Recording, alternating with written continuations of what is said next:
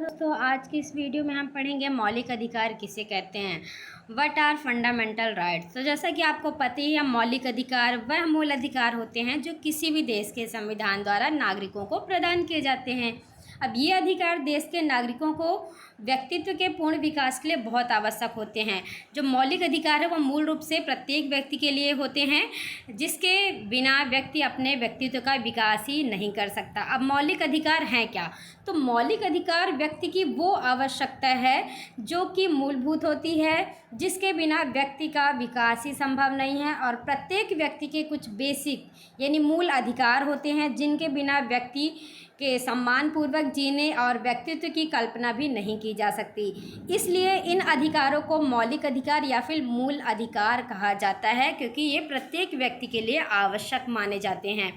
इन अधिकारों को संविधान में शामिल किया गया है और इनमें परिवर्तन सिर्फ तभी किया जा सकता है जबकि संविधान में किसी भी प्रकार का परिवर्तन किया जाए।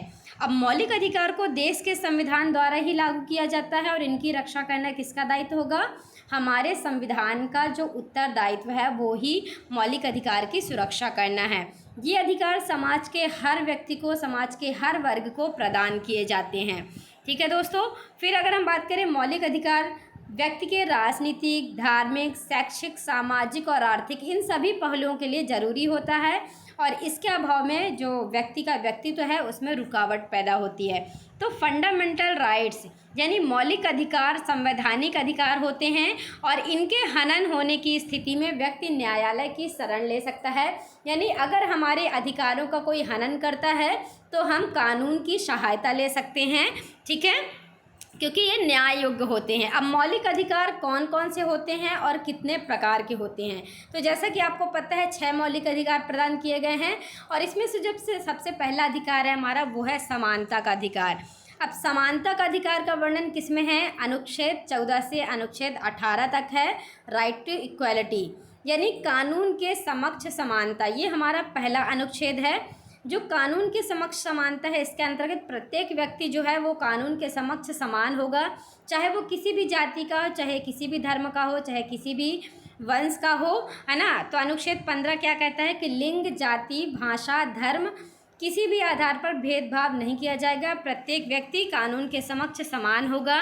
अनुच्छेद 16 किसका वर्णन करता है? सार्वजनिक रोजगार में अवसर की समानता, यानी प्रत्येक व्यक्ति चाहे वो किसी भी जाति का, चाहे किसी भी धर्म का हो, चाहे किसी भी वंश का हो, प्रत्येक व्यक्ति को रोजगार में समान अवसर प्रदान किया जाएगा।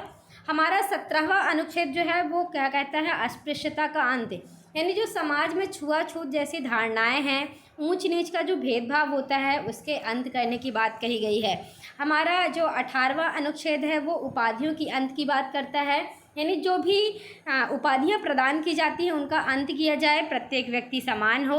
हमारा जो अनुच्छेद 19 से 22 का अधिकार है वो है स्वतंत्रता का अधिकार, दूसरा अधिकार है, जिसमें प्रत्येक व्यक्ति को अभिव्यक्ति की स्वतंत्रता होगी, यानी प्रत्येक व्यक्ति को अपने विचारों को अभिव्यक्त करने की स्वतंत्रता प्रदान की जाएगी।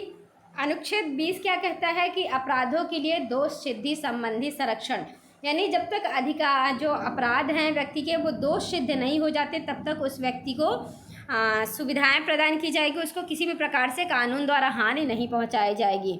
अनुच्छेद 21 क्या कहता है कि जीवन और व्यक्तिगत स्वतंत्रता का अधिकार, यानी प्रत्येक व्यक्ति को अपने अनुसार जीवन जीने की स्वतंत्रता प्रदान की जाएगी। और अनुच्छेद 22 क्या कहता है कि गिरफ्तारी नज़रबंदी के विरुद्ध संरक्षण, जब तक व्यक्ति का जो अपराध है वो दोष सिद्ध नहीं हो जाता तब तक उसको नज़रबंद नहीं किया जाएगा। ठीक है दोस्तों, अब हमारा जो अगला अधिकार है, तीसरा अधिकार, वो है शोषण के विरुद्ध अधिकार, जो कि अनुच्छेद 23 से अनुच्छेद 24 में है। तो अनुच्छेद 23 क्या कहता है कि तस्करी या जबरन श्रम के विरुद्ध अधिकार, यानी किसी के साथ भी ज़बरदस्ती नहीं की जाएगी, ज़बरदस्ती काम नहीं कराया जाएगा, व्यक्तियों की तस्करी नहीं की जाएगी। ठीक है। अनुच्छेद 24 क्या कहता है? बाल श्रम पर प्रतिबंध, यानी 14 साल तक के बच्चे जो होते हैं, 14 साल से 18 साल के बीच के बच्चे जो होते हैं, उनसे किसी भी प्रकार का कारखानों में काम ऐसा नहीं कराया जाएगा जो कि जोखिम भरा हो, जिससे कि उनके स्वास्थ्य को किसी प्रकार से हानि पहुँचे। जो हमारा अगला अधिकार है वो है धार्मिक स्वतंत्रता का अधिकार, ठीक है, जो कि अनुच्छेद 25 से 28 में इसका वर्णन किया गया है। ठीक है।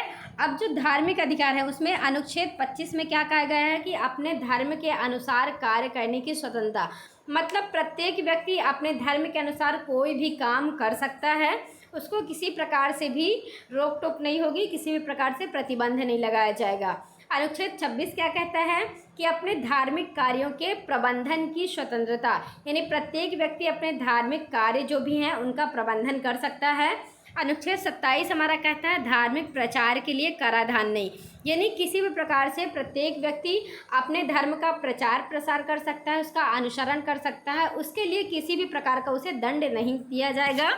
ठीक है, तो संस्थाओं में धार्मिक शिक्षा, धार्मिक पूजा में हाजिर होने की स्वतंत्रता अनुच्छेद 28 के अंतर्गत है, यानी प्रत्येक व्यक्ति किसी भी धार्मिक संस्थान में धार्मिक शिक्षा प्राप्त कर सकता है और धार्मिक पूजा कर सकता है। ठीक है, अब नेक्स्ट हमारा जो है वो सांस्कृतिक और शैक्षिक अधिकार है, जो कि अनुच्छेद 29 से 30 में है।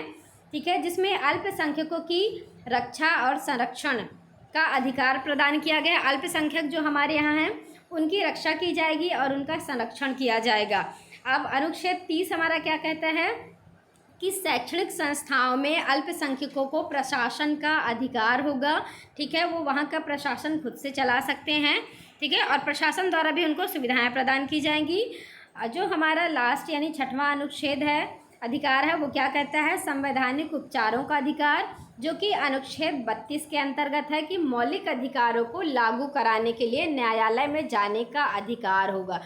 यानी जो हमारे अधिकार है, मूल अधिकार, किसी प्रकार से भी उनको लागू कराना है तो हम न्यायालय की शरण ले सकते हैं। ठीक है दोस्तों, तो आपको समझ में आ गया होगा हमारे मौलिक अधिकार क्या हैं। जो मूल अधिकार होते हैं, जो प्रत्येक व्यक्ति के लिए आवश्यक होते हैं, वो मौलिक अधिकार के अंतर्गत आते हैं और इनका हनन होने पर हम न्यायालय की शरण ले सकते हैं।